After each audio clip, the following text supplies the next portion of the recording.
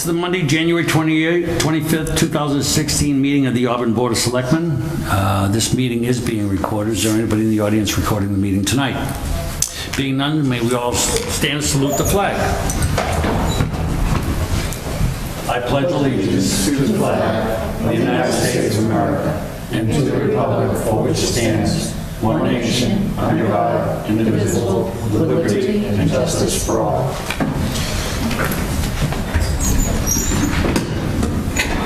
Okay, tonight we have no public comments, no public hearings or presentations, and no communications in front of us.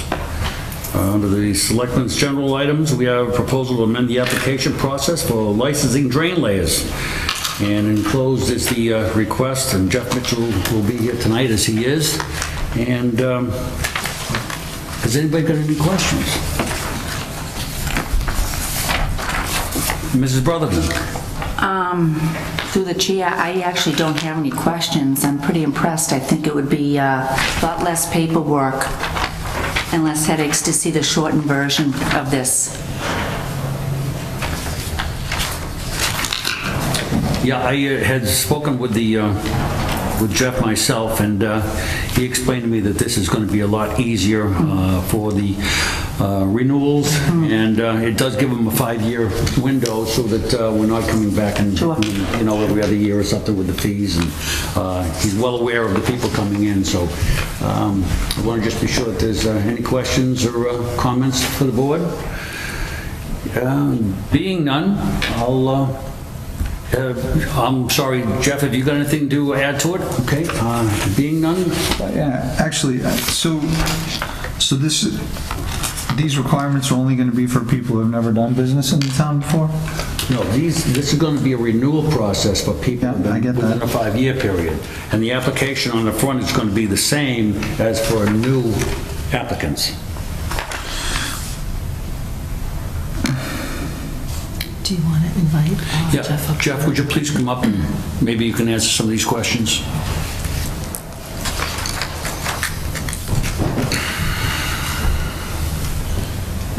Through the chair, Mr. Simone, there should be 2 applications in your packet. There's one titled Application for Previously Licensed Drain Layer, and then one application that says for just strictly application for drain layer license. So the longer version would be a new contractor coming to town that's never done work in town or has not been licensed more than within the past 5 years. So it'll be good for 5 years? No, it's still a yearly license. But see what happens. Oh, you just want to remove the requirements? Yes. See what happens is some of the drain layers either A, they don't get licensed in 10 different towns because they don't have work, within the 10 towns, or B, they just forget and they don't get it back in under the timeline. So once it expires, the way previously was set up was they had to abide by the full version, getting letters of recommendation listing, the previous work that they've done and whatnot. So what I tried to do is just streamline it a little bit for them. So I'm not reviewing documents and you don't get, when the license comes before the board, you're not looking at a whole bunch of paperwork. Okay, that makes sense to me. For people who are licensed as drain layers, can you just give me quickly what the process is? They're obviously licensed, and then they go to each town to get specifically a license to work there. Is that kind of how it goes? Yeah. So who's the licensing authority, for someone to get a drain layer's license? The Board of Selectmen is the licensing authority through the recommendation of the Board of Sewer Commissioners. Right. I get that part. What I'm saying is, in order for someone to work as a drain layer, don't they have to get a license? Yes. Is that from the state or? No, through you. So through individual communities. There is no. Have any experience? There's no state licensing. No. Okay. So I mean, if you established yourself as Acme sewer installer or Acme construction company, it may be hard for you to get licensed in communities if you have absolutely no previous Okay. experience. Some of the new companies, we will kind of go out on a limb and allow them to be licensed. We'll make the recommendation to the board, but we watch them very closely. So the only authority that could ever revoke someone's license is the Board of Selectmen, Town Council, whatever in any That's town. right. And you would have to like find out if there was, they botched something or something like that, right? Right. right. Which I have in the past made recommendations to both not renew a license and revoke a license. Okay, Because all right, yeah, I not thought following so. processes. I thought there was some kind of other license, like you had to have a license first from the state. Oh, no, and then you no, go, okay, no. that's fine. It's all local licensing. All right, I'm good, thanks. Okay, do we need a vote of the board on accepting this? I think it would be Okay. appropriate to do that since that you Can are I- licensing authority. Okay, that'd be great. I have one more question. Simone, go ahead.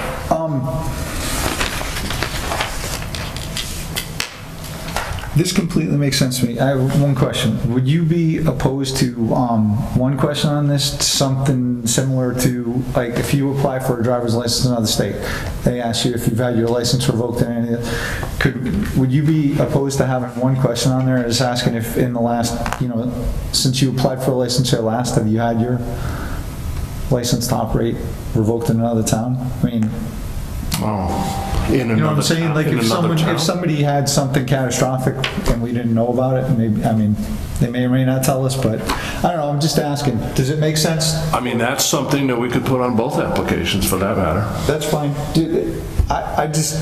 The other one asked for the requirements and all that, but that's fair. If anyone else doesn't have a problem with it. I just realized going through these that I thought we had a question like that on there, but I realized we didn't, so. Yeah, I wouldn't be opposed to that at all. I'll put it on, actually, on both About it, applications.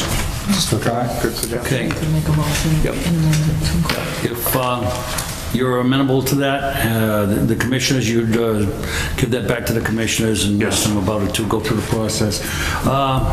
If there's no other questions or comments, I'll entertain a motion. That we accept the... Yeah, application as I'll amended. move to accept the new application with the addition of the question that was discussed here tonight.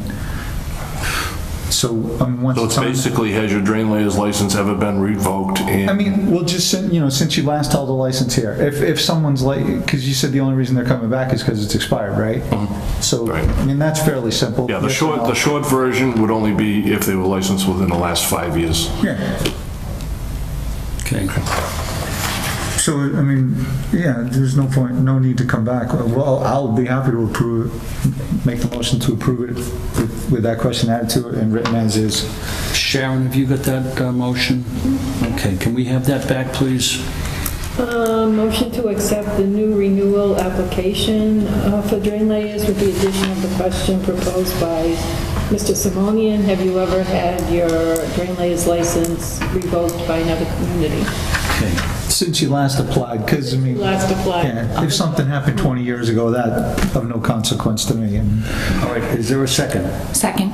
Is there any further comment or question? All those in favor? Aye. Opposed? Thank you. Thanks, Jeff. Jeff, thank you very much. Thank you very much. Okay, I would like to see if we could move up item 5D, vote on changes to the flammable storage licenses. motion to move item 5D up on the agenda. Second. Okay, motion made and seconded. All those in favor? Aye. Okay. What we have here in front of us tonight is changes to flammable storage licenses. And we have the fire chief here with us tonight if there's any questions. We'll take the first one, name change on license for 27 Elm Street in Auburn to American Steel and Aluminum LLC. And we needed a motion to approve this name change. And that's all it is just a name change. Motion to approve the change. Second. Any questions or comments? All those in favor? Aye. Opposed? Okay, and under D2, address changes on the certificates of registration for licenses at 860 Southbridge Street and 481 Washington Street, Auburn, Mass. to MALG UST 2 LLC, care of the Lehigh Gas Corporation, 645 Hampton Street, Suite 500, Allentown, Pennsylvania. And we would need to approve or deny the address changes tonight. Motion to approve. Second. Any questions, comments? All those in favor? Aye. Opposed? Thank you. Okay. Should we move this one? Okay. Can we move up also town manager items, item 6A, please? Motion to move up item 6A. Second. Okay, motion made and second to move up item 6A. All those in favor? Aye. Opposed? Thank you. And what we have, the Assistant to Firefighters Grant Application. And we have the fire chief with us tonight, and thank you for coming forward. Thank you, Mr. Chair. Okay, can you give us a little background on this? Absolutely. Thank you. Good Please. evening to the rest of the board. I'm here this evening looking for the Selectmen support to apply for and accept the funds if we are so lucky to receive them by the Assistance to Firefighter Grant Program, which is a program of the federal government. The application has already been submitted. The application deadline was a couple of weeks ago on January 15th. Federal government gives you a very short window from advertisement to the deadline, the filing deadline. So it has been submitted. The request is for a total of $115,143. And this would be for the procurement of 3 battery-operated powered stretchers and retention systems for the ambulances. There is a 5% match that would be required if we did receive this grant. That's a total of $5,757.15. That match would come from the ambulance appropriations account if we were successful. So I'm here looking for the board's support for the grant, and I'd be happy to answer any questions if you have them. Okay. Mr. Simonian. Just one. Is this an annual thing that we apply for? It is. The federal, the Assistance to Firefighters Grant is an annual program. However, they don't really announce until the last minute in terms of how many dollars will be released. It does vary depending on if there's something going on in the federal government in terms of what month they're going to announce it. So they sort of have you kind of waiting. But Oh, so you don't even know the dates? we don't even know the dates. And actually this year it was actually pushed off. Last year, this is the grant that we received, the 300 some odd thousand for the SCBA. And at that time when we filed for it, we filed back in October. They actually pushed it off by 2 months because they were trying to get the federal funding squared away. So from the time they announce when the applications will be received until the deadline, it's usually a 30-day window. It's a very short period of time, and they usually only give you about 10 to 14 days lead time to say, here are the dates. So we're usually prepared that something's going to happen, but we usually don't know until the last minute when it's going to happen. And so this particular year, they posted it on December 15th is when the process opened, because right before Christmas, everybody's paying attention to, what's going on. So it opened on the 15th and closed 30 days later on January 15th. But it's actually 2 months late this year. No, that's what I was going to ask, if we knew the dates, but if we don't, then... No, it's a moving target every year. Find a way to make it easier, but... Okay. All righty. Mr. Carpenter.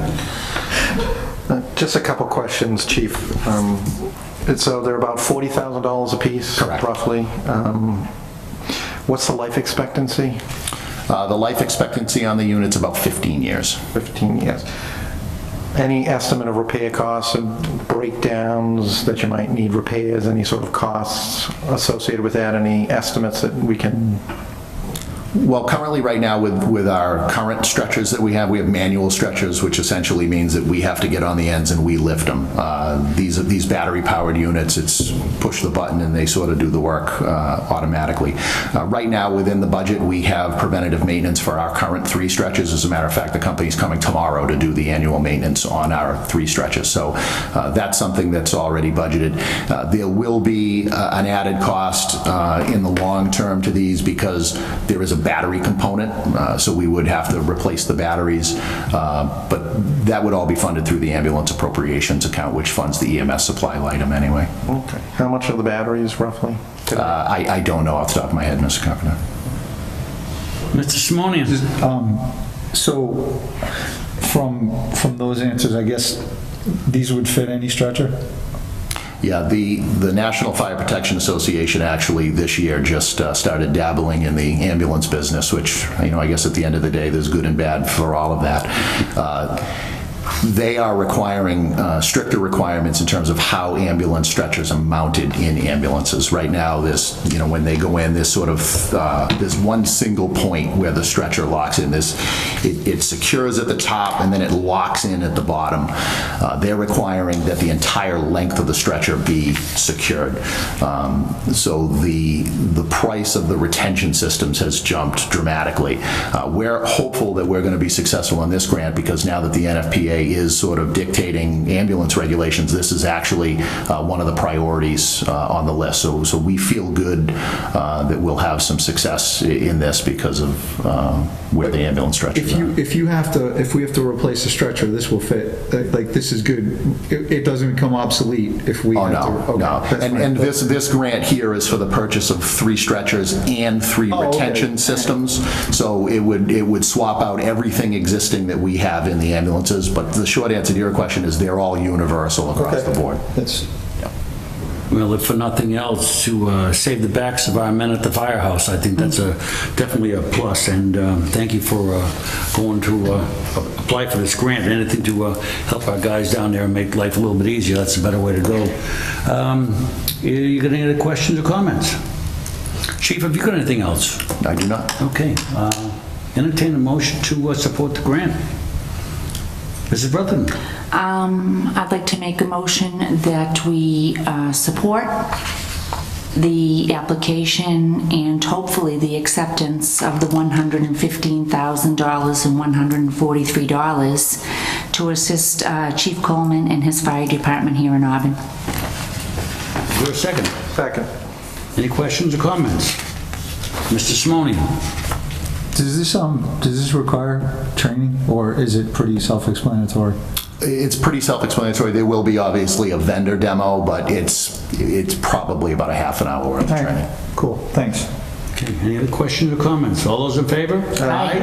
Opposed? Thank you, Chief, for coming Thank you. in. Thank the board's support. Good luck, Chief. Okay. Back to the agenda.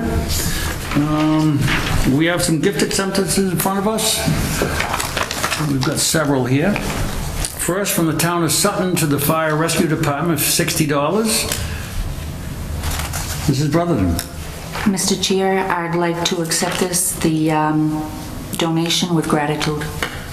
Second. All those in favor? Aye. Opposed? Thank you. And the Friends of the Pappas Recreation Complex for $2,419.55. And this is for add-ons to signs at the playground and for signs at Kamasi Field? Yeah, field dugouts at Pappas Recreational Complex. Mrs. Brotherton. Mr. Chairman, I'd like to make a motion that we accept with gratitude. Okay, all those, is there a second? Second. All those in favor? Aye. Opposed? Thank you. Okay. We handled those. We have no proclamations in front of us tonight. The town manager items, announcement of the Rotary Club Pancake Breakfast Scholarship Fundraiser. Yes, thank you. Ms. Jacobson. The Auburn Rotary Club has been reconstituted, as you know, maybe about a little over a year ago. And they are looking to continue the tradition of holding a pancake breakfast to raise scholarship funds for our students at the Auburn High School. The event will be held this year on Sunday, April 3rd, from 8 a.m. to 12 p.m. And we already know that some of the board members have already responded that they will be participating in become so-called flippers. They're looking for the flippers to be there for an hour at a time, 1-hour shifts. And I know I've heard from a couple of the board members already and passed that information along, so thank you to those who did respond. And just wanted to let the public know it will be held. It's a great event. It's a great goal to raise money for scholarships, and it's usually very well attended to. It's a good time of year to hold it. So I just told them I would make that announcement. Okay, thank you. Okay, we have no tabled items, no selectmen member items. Is there any public comment? There being none, we have minutes from the August 10th, 2015. Any questions, comments, corrections? Otherwise, I'll accept them as presented, and we'll motion to adjourn. Motion to adjourn. Second. All those in favor? Aye. Opposed? Thank you, and good night.